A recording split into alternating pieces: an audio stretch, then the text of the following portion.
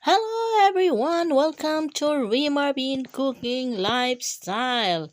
Sa araw na ito, gagawa tayo ng maanghang na recipe. Ito ang sisig na labong. Ito ang ating labong. Una nating gawin is gayatin muna natin gamit ang peeler. Kung walang peeler, pwede namang hiwain ng pahaba ng knife lang or kutsilyo.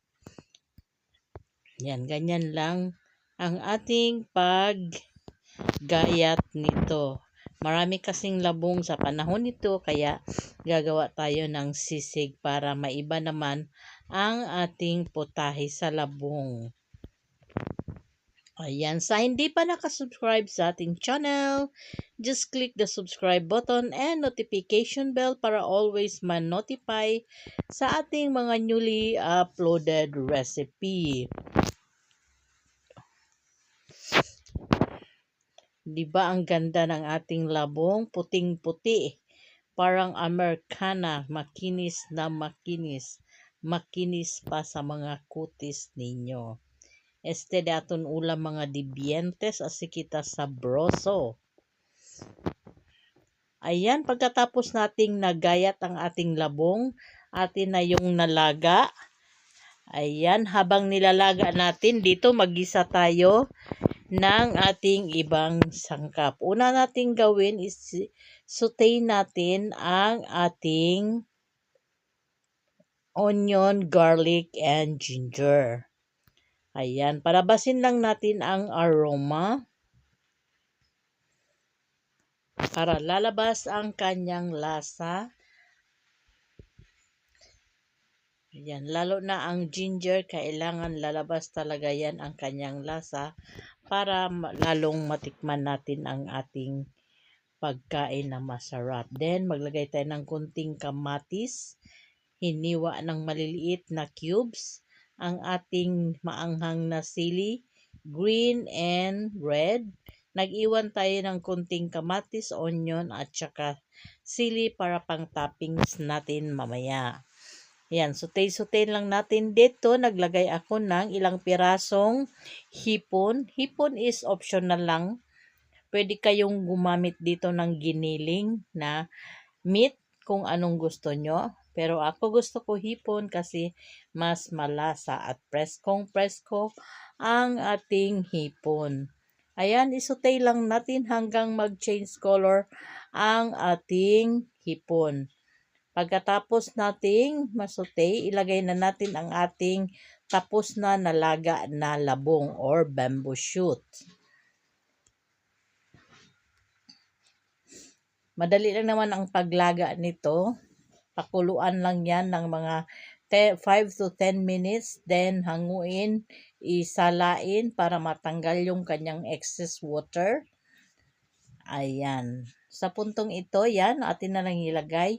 I-mekos-mekos, igisa natin ang ating labong sa ating ginisang onion, garlic, and ginger. Ayan, hindi pa dyan nagtatapos. Maglalagay pa tayo ng ibang pampalasa. Yan, maglagay tayo ng seasoning granules. Ating MSG.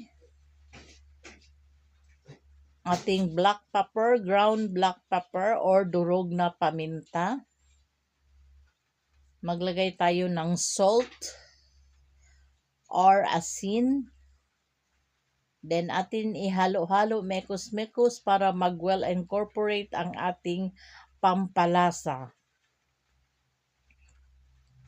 Again, sa hindi pa nakasubscribe sa ating channel, just click the subscribe button and notification bell para always ma-notify sa ating mga newly uploaded recipe.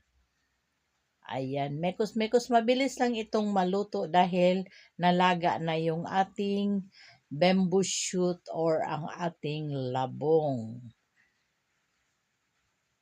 Pag natikman nyo ito, masarap ito kahit papakin siya. Masarap na masarap, maanghang pa talaga. Ayan. Sa mahilig na maanghang na pagkain, swak na swak ito sa inyo. Then, sa puntong ito, maglagay tayo ng paboritong toyo ng mga Pinoy. Any soy sauce pwede nyong gamitin. Then, maglagay din tayo ng sesame oil, pampadagdag lasa, enchant to enchant the flavor. Then, atin siyang ulit i-mekus-mekus. Pagkatapos nating i-mekus-mekus, atin lang yan siyang i-simmer ng mga ilang minutes. Then, pwede na natin yan siyang ihatin sa ating hapagkainan. Masarap ito papak-papakin. Lalo na sa mga taong mailig maanghang. Again, sa hindi pa nakasubscribe sa ating channel, just click the subscribe button and notification bell para always kayo man-notify sa ating mga newly uploaded na masasarap na recipe. Ayan, continue lang ang inyong kusinero nagpag-mekus-mekus ng kanyang niluluto.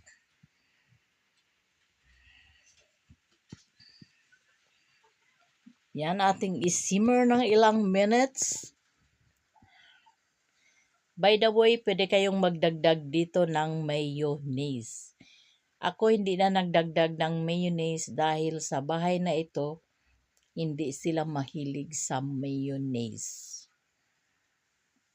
Kaya ganyan lang simple, pero pang gusto nyong mas masarap at talagang sisig na sisig, lagyan nyo siya ng mayonnaise. Ayan, sa puntong ito, naglagay tayo ng 2 tablespoon ng vinegar. Pagkatapos natin nilagay ang ating vinegar, hindi muna natin ihinalo. Hintayin muna natin kumulo bago hinalo. Kahit sa ang luto, pag naglagay tayo ng vinegar, kailangan hindi muna natin siya haluin. Atin muna siyang pakuluin bago haluin kasi para hindi daw parang maglangto ang ating niluluto. Kasi papangit ang lasa pag ang vinegar hinalo natin na hindi pa kumulo. Ayan, ang ating sisig.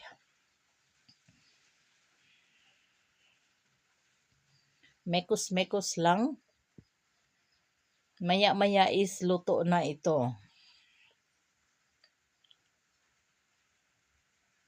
Ayan, sa puntong ito is okay na. Ilagay na natin siya sa ating serving bowl at ang ating final touch na lalagyan natin siya ng topping para lalong sasarap at saka crunchy ang ating sisig.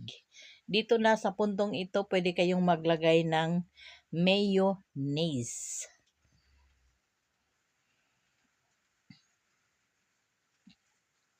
Yan, maglagay tayo ng kamatis, ang ating sili, ang ating onion na ating tinira kanina.